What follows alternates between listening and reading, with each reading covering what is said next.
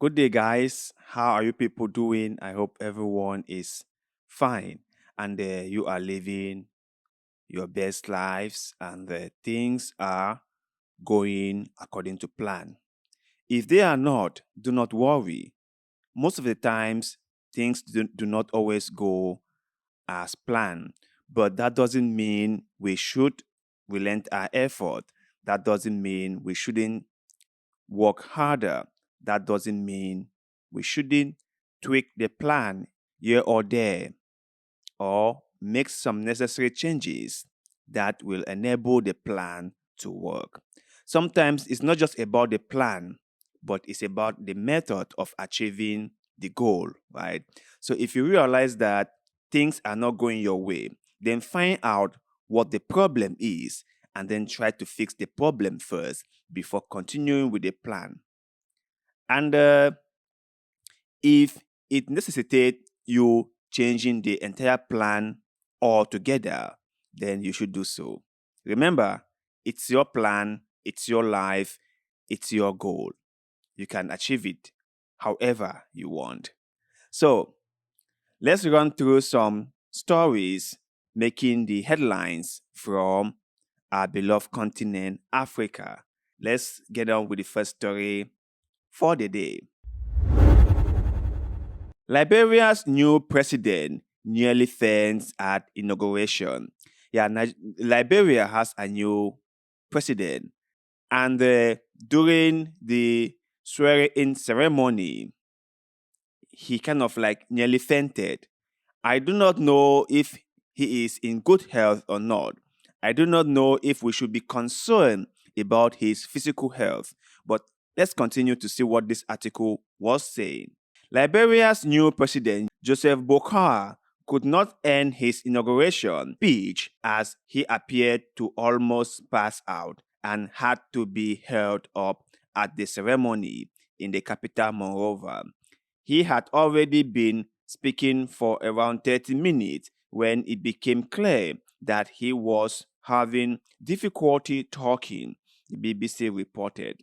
Boakai, who was surrounded by his aides and members of the Executive Protection Service, was escorted from the ceremony at the Capitol building, which is the seat of the legislature. The ceremony has been adjourned prematurely. This 79-year-old was sworn in as Liberia's oldest president amid rumors about his poor health. Yeah, that might be the case. Remember, he is 79 years old. 79 years old, and he is still going to be the president of a nation. What is he supposed to do at that age? Isn't that an age for him to be resting? The whole idea of having a retirement age is because the human being or the human body needs to rest. When you've worked from like, let's say 18 to like 60, 65, it's high time you take a rest. Not getting into a very energy consuming job like being the president, making all the tough decisions. Africa has a serious problem with people who do not want to step aside. They just want to be in control, no matter how old they are. And this is what we are getting. What a big shame. 79 years old. But anyway, let's move on to our next story for the day. Anthony Blinken opens African tour in Cape Verde.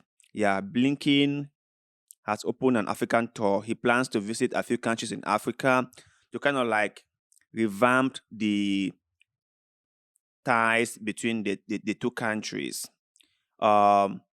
America has neglected Africa for a while, and China and Russia have just swept in and they have taken everything. So America is like, maybe we should go back to Africa and see how we can readjust our friendship with the Africans all over again. So I'm happy to see them here. But like I always say on this show, right? The Western power are not in Africa for Africans. The Eastern powers are not in Africa for Africa. If they are in Africa, they have the reason to be in Africa. And whatever they are doing in Africa serves them most than us. So we should not be carried away to say that, oh, Blinken is in Africa and so everything is fine. No, no, no, no, no, no, no, no. Don't make that mistake. Blinken is in Africa for America. Same like the Chinese. They are not in Africa for us, the African people. Do not conflict these two things. Africa is for Africans, and Africans must be smart enough to know that it is our responsibility to protect the African continent. And all those Westerners or Easterners coming to Africa are coming there because they realize that Africa has got something they want and they are coming to get it. So we must be very, very smart. Let's continue. U.S. Secretary of State Antony Blinken embarks on a week-long tour of Africa's West Coast with the primary objective of sustaining U.S. influence in the face of strong competition from Beijing and Moscow, compiled with escalating instability in the Sahel region.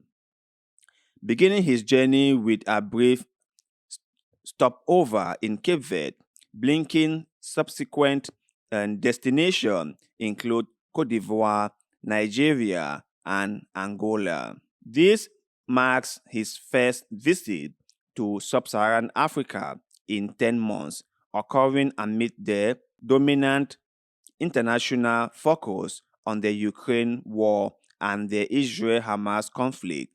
Despite President Joe Biden's unfulfilled promise to visit Africa in 2023, Blinken's tour comes at a time of evolving political landscape since last year's visit to the region in March 2023.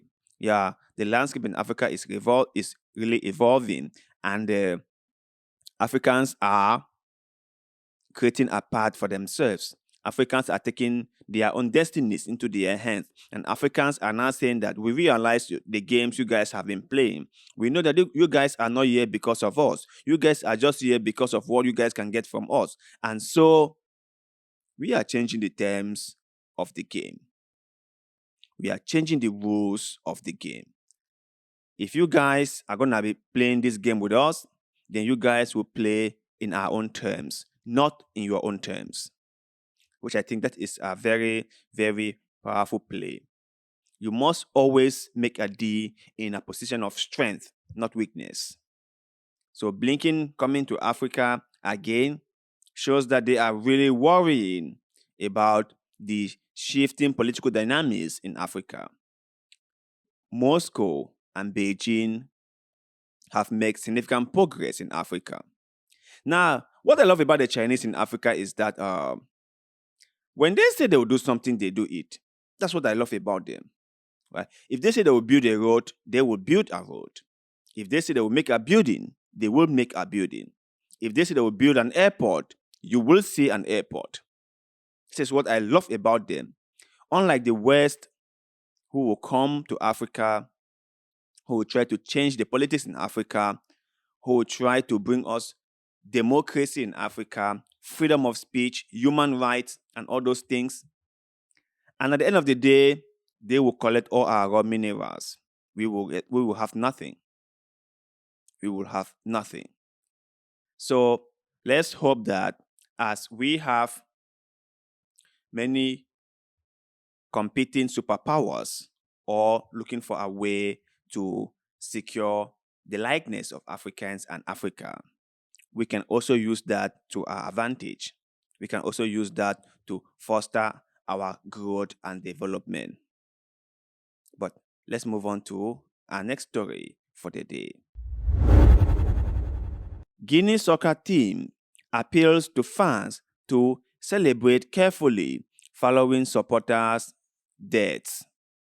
Yeah, supporters have died celebrating the victory of the Guinea football team, and they are like cautioning their supporters to calm down and be careful with how they celebrate and to know that their lives are very important to them. Let's continue. Guinea's soccer team has appealed to fans to celebrate carefully after several supporters were killed in traffic accident back home following the team's win over Gambia at the African Cup of Nations. We are deeply saddened by the loss of some of our supporters during the celebrations of the win over Gambia. Celebrate carefully and take care of yourselves, the Guinea Soccer Federation said on their social media platform X, formerly Twitter. The federation shared a video of the team's coach and players appealing for calm. So, this is a very troubling thing. And I understand that football is a very, very passionate game in Africa. And most Africans love nothing more than football. When it comes to football, all Africans can rally behind it. Like they keep their differences aside and just rally behind football. It's the only sport in Africa that all Africans across the continent have so much love for. So we hope that the people in Guinea will celebrate carefully, like their team have caution. Please be careful. Please look out for your lives. Please do not go around driving carelessly and putting yourselves in harm's way.